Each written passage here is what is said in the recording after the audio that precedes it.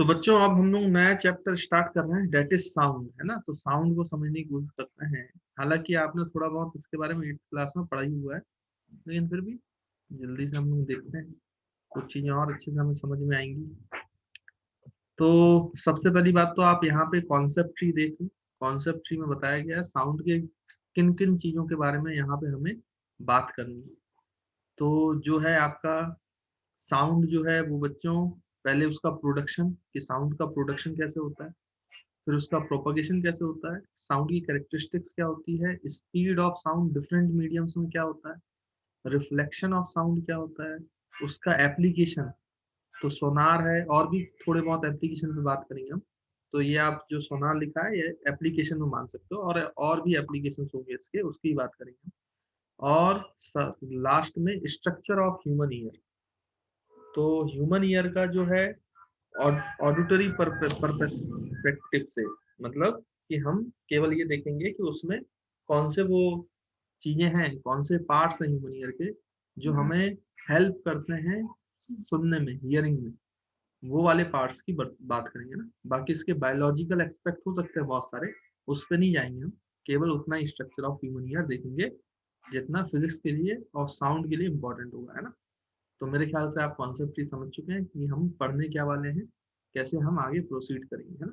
तो साउंड तो भाई आप सुनते ही रहते हो, कोई दिक्कत की बात नहीं। मैं यहाँ पे ये बता देता हूँ, जो साउंड होता है ये वेव का फिनोमिना है ना। तो मैं आपको बताऊँ अभी वेव का फिनोमिना का क्या मतलब है, वो हम थोड़ी देर में देखेंगे। पहले नीचे आ जाए तो आपको ये समझ में आ रहा है कि डे टू डे लाइफ में आप बहुत सारी साउंड सुनते हो, लिखा भी है, in our day to day life we hear many sounds, each sound is different from the other. और हर एक साउंड जो है वो अलग होता है, लेकिन आप उनको पहचान लेते हो। Some are faint, some are loud, some are mild, shrill, some are weak. और जो एक साउंड है ये उसकी खुद की कुछ स्पेशलिटी होती है, वो मैं अभी अब बताऊंगा कैरेक्टरिस्टिक्स ऑफ साउंड में, कि आपका ब्रेन उस स्पेशलिटी को कैसे पहचानता है। मतलब अलग अलग साउंड आप आइडेंटिफाई कर लेते हो, वो क्यों कर पाते हो वो हम समझेंगे। तो we quickly identify the sound after long time, even when that sound is heard only once before. आपने कहीं पहले एक साउंड सुनी होगी तो आप दोबारा उसको पहचान जाओगे, कोई दिक्कत की बात नहीं। और साउंड क्या है, जैसे मैंने बोला वेव है, और वेव जो है वो फॉर्म ऑफ एनर्जी है। तो sound is a form of energy and it needs a source to be produce, और उसको सोर्स चाहिए जो उसको प्रोड्यूस कर सके, है ना। तो हम पढ़ेंगे कि प्रोड्यूस कैसे कर सकते हैं, ठीक।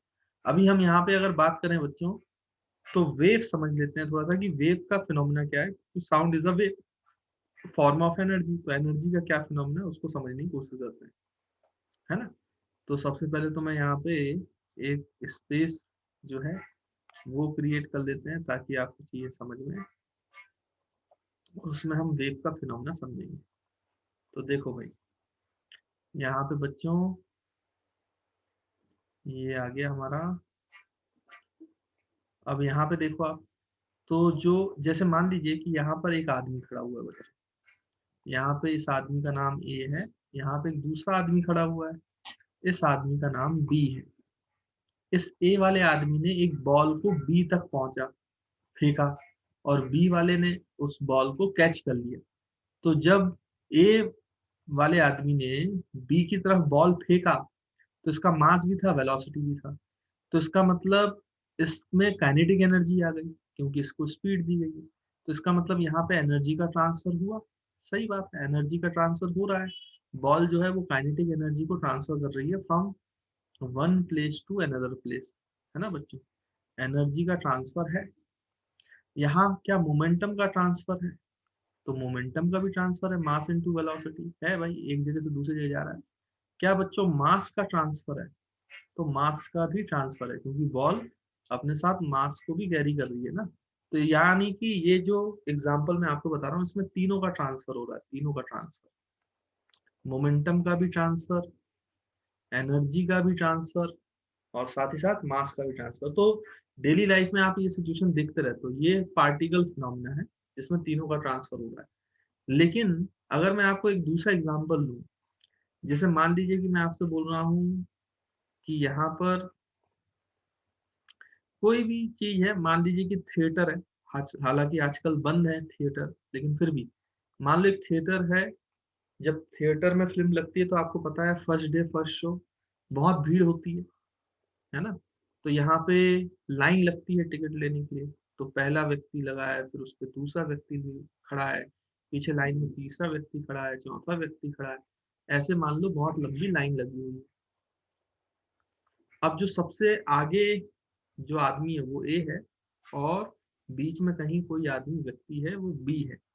तो हुआ क्या कि मान लीजिए कि कभी ए और बी के बीच में लड़ाई हुई होगी, कभी तो ऐसा कुछ उनके बीच में हुआ, तो ए ने बी को बहुत पीटा। अब बी को बदला लेना था, लेकिन उसको ए को जाके डायरेक्ट मार नहीं सकता था, क्योंकि ए जो है उसको डायरेक्ट बहुत पीटता है। लेकिन बी ने ये देखा कि ए वाला व्यक्ति जो है वो विंडो टिकट टिकट जहाँ पे बट रही है वहां पे सबसे कॉर्नर में खड़ा है, और अब उसने ये सोचा, उसने अकल लगाई कि मैं ए को चोट पहुंचा पहुंचा सकता हूँ। कैसे पहुंचा सकता हूँ? तो उसने क्या किया कि अपने आगे वाले को धक्का दे दिया, तो उसके आगे वाले ने उसके आगे वाले को धक्का दे दिया, उसके आगे वाले ने उसके आगे वाले को धक्का दे दिया, ऐसे ऐसे डिस्टरबेंस क्रिएट हो गया ना। तो ये डिस्टरबेंस आगे गया, फिर उसके आगे गया, फिर उसके आगे गया, फाइनली जो ए के पीछे आदमी था उसको धक्का लगा, तो ए को भी धक्का लगा। जब ए को धक्का लगा तो उसका सर जो है वो विंडो से टकरा गया, और उसका सर फूट गया, है ना। तो देखो बी ने बिना ए के पास गए, उसके सामने गए, बी को ए को जो है चोट पहुंचा दी बी ने, तो बी ने अपना बदला पूरा कर लिया। यानी कि यहाँ पे आप खुद सोचो, जो आदमी है जो ये लाइन में लगे हुए हैं, ये पार्टिकल्स अगर आप मान लो, तो ये अपनी जगह पे थोड़ा थोड़ा हिले, थोड़ा थोड़ा हिले, लेकिन फिर भी एनर्जी पहुंच गई, क्योंकि ए पर फोर्स लगा, उस पर वर्क हुआ, तो उसका भाई सर फूट गया। तो एनर्जी का ट्रांसफर है क्या? तो हम बोलेंगे यस, एनर्जी का तो ट्रांसफर हुआ ना, तभी तो उसका सर फूटा, नहीं तो कैसे फूटता। मोमेंटम का ट्रांसफर हुआ, यस, मोमेंटम का भी ट्रांसफर हुआ है, कोई दिक्कत नहीं है, मोमेंटम का भी ट्रांसफर हुआ है, इसमें भी कोई परेशानी नहीं। लेकिन क्या मास का ट्रांसफर हुआ है? तो हम बोलेंगे मास का ट्रांसफर नहीं हुआ। आदमी अपनी जगह छोड़कर दूसरी जगह नहीं गया है, जो जितने भी आदमी थे वो अपनी जगह पे थोड़ा थोड़ा हिले, थोड़ा थोड़ा मूव किए, लेकिन एक जगह से दूसरे जगह पे कोई मास का ट्रांसफर नहीं हुआ है। नेट मास का कोई भी ट्रांसफर नहीं हुआ है एक पोजीशन से दूसरी पोजीशन, केवल एनर्जी का ट्रांसफर हो रहा है और मोमेंटम का ट्रांसफर हो रहा है। तो ऐसा केस जिसमें केवल एनर्जी और मोमेंटम का ट्रांसफर होता है, मास का ट्रांसफर नहीं होता है, तो ये जो डिस्टरबेंस प्रोड्यूस हुआ, जो केवल एनर्जी और मोमेंटम का ट्रांसफर कर रहा है, इस फिनोमेना को बोलते हैं वेव्स। वेव्स, मेरे ख्याल से अब आप वेव समझ गए हैं कि जो वेव मोशन है वो ऐसा फिनोमेना है जिसमें एक लोकेशन से दूसरे पोजीशन पर मोमेंटम और एनर्जी का ट्रांसफर हो सकता है विदाउट ट्रांसफरिंग ऑफ मास, जबकि मास का ट्रांसफर नहीं होता उसमें। तो ऐसे फिनोमेना को वेव कहते हैं। बाकी जिसमें मास भी ट्रांसफर हो रहा हो तो फिर तो वो पार्टिकल का फिनोमेना है ना, तो उस पर हम नहीं जा रहे हैं, हमें यहाँ पे वेव्स की बात करनी है। तो ये बच्चों वेव्स होते हैं। अच्छा, इसमें आप ध्यान से देखो तो इसमें बीच वाले जो आदमी थे वो रिक्वायर्ड थे, तभी ये एनर्जी का ट्रांसफर हो पाता बी से ए तक।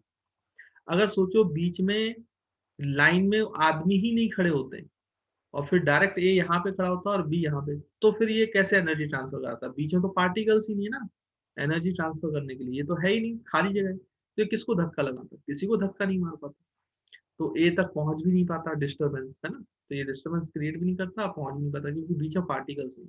तो ऐसी बहुत सारी वेव्स होती हैं जिनमें बीच में मीडियम में पार्टिकल्स की जरूरत होती है, मतलब मीडियम की रिक्वायरमेंट। तो ऐसी वेव्स जिनमें मीडियम का रिक्वायरमेंट है, मतलब वेव्स को भी दो प्रकार में क्लासिफाई किया गया है on the basis of medium. तो अगर मीडियम रिक्वायर्ड है, जैसे इस केस में था, बीच में जो है बहुत सारे इंसान होने चाहिए थे तभी ये ऐसा पॉसिबल था, तो ऐसी वेव्स को बोला जाता है बच्चों मैकेनिकल वेव्स, है ना, आगे हम पढ़ लेंगे। और दूसरी वेव ऐसी भी होती है, कई सारी वेव्स जिनमें मीडियम हो ना हो उससे कोई फर्क नहीं पड़ता है, मीडियम नॉट रिक्वायर्ड, उसके प्रोपगेशन के लिए मीडियम की रिक्वायरमेंट नहीं है। तो जो ऐसी वेव्स होती हैं उनको बोलते हैं इलेक्ट्रोमैग्नेटिक वेव्स, है ना बच्चों। या फिर जैसे एग्जांपल के लाइट वेव, तो आप खुद सोचो, लाइट को चलने के लिए, क्योंकि सन से अर्थ तक लाइट आ रही है, लेकिन सन और अर्थ के बीच में तो वैक्यूम है, कोई मीडियम है ही नहीं, फिर भी आ रही है लाइट, इसका मतलब उसको मीडियम की रिक्वायरमेंट नहीं है। तो ऐसी वेव्स जिनको मीडियम की रिक्वायरमेंट नहीं होती है उनको इलेक्ट्रोमैग्नेटिक वेव्स बोला जाता है, और जिनको मीडियम की रिक्वायरमेंट होती है उनको बच्चों मैकेनिकल वेव्स कहा जाता है ना। आगे इसमें लिखा हुआ है तो हम थ्योरी में पढ़ लेंगे। तो मेरे ख्याल से आपको यहाँ तक जो पॉइंट है बच्चों वो अच्छे से क्लियर होगा। तो देखो बच्चों, जैसे मैंने आपको जो बोला है वो यहाँ लिखा हुआ है the wave motion is a form of disturbance which travels through the medium due to repeated periodic motion of particle, है ना। एक जो हम वेव पढ़ रहे हैं बच्चों, उसमें पीरियोडिक मोशन होता है पार्टिकल का, मतलब एक फिक्स्ड टाइम पीरियड में अपने पाथ को रिपीट करता है, उसको पीरियोडिक मोशन बोलते हैं ना। तो ऐसी जो वेव्स होती है उनको हार्मोनिक वेव्स कहा जाता है ना। खैर इतना ज्यादा आपको डिटेल में नहीं है तो उसके लिए टेंशन नहीं लेना, लेकिन याद रहे कि पार्टिकल्स अपनी जगह पे थोड़े थोड़े हिलते हैं और वेव जो है वो आगे बढ़ती है, डिस्टरबेंस आगे बढ़ता है। तो डिस्टरबेंस है, वेव मोशन जो है वो डिस्टरबेंस है, travels through a medium due to repeated periodic motion of medium, है ना, about their mean position, the disturbance being handed over to the next particle from one particle to next particle, और disturbance ऐसे आगे बढ़ता जाता है। जैसे कि एग्जाम्पल के लिए आप ऐसा बोल सकते हो, when a stone is dropped in a pond, आपने कभी किसी पत्थर को पानी पे सरफेस पे गिराया होगा या मारा होगा, तो आपने देखा होगा कि उसमें सर्कल्स बन जाते हैं। तो वो सर्कल्स आगे बढ़ रहे हैं, सर्कल्स आगे बढ़ रहे हैं बच्चों, वही तो वेव है, वही तो वेव है। आपने देखा होगा कभी वाटर वाटर में अगर आप पानी डाल दें, है ना, पानी में मतलब वाटर की सरफेस पे आप स्टोन डाल दें तो बीच में फिर ऐसे ऐसे सर्कुलर रिंग्स निकलती है, रिंग्स निकलती है। तो आपको ऐसा लगता है कि कोई चीज ऐसे फ्लो कर रही है, लेकिन असलियत में वो एनर्जी होती है। आपका पानी फ्लो नहीं करता बच्चों, नहीं तो यहाँ पे अगर पानी ऐसे फ्लो कर जाता तो बीच में तो गड्ढा हो जाना चाहिए था, पानी नहीं होना चाहिए था, लेकिन ऐसा नहीं होता है, बीच में तो पानी होता है। इसका मतलब पानी फ्लो नहीं कर रहा है, यहाँ पे वो डिस्टरबेंस फ्लो कर रहा है, जो आगे पानी के जो मॉलिक्यूल्स है, पार्टिकल्स है, उनको ऑसिलेट करा रहा है, मतलब वाइब्रेट करा रहा है, तो वो भी मूव कर रहे हैं। तो ऐसे रिंग्स के फॉर्म में वो डिस्टरबेंस हमें नजर आता है, और एक जगह से दूसरी जगह पे ये एनर्जी ट्रांसफर ट्रांसफर होती है ना। तो मेरे ख्याल से आपको ये पॉइंट क्लियर होगा। तो pond containing water waves produce at a point, stone strikes the pond, the wave travel outward but particle vibrate, ये पार्टिकल जो है ये ऊपर नीचे वाइब्रेट करते हैं जब वेव जो है वो आगे बढ़ती है ना। And wave particles do not travel along the with the waves, particles travel नहीं करते हैं, इस बात का ध्यान रखना। It is understand to concept of water motion is the study in the study of branches of physics.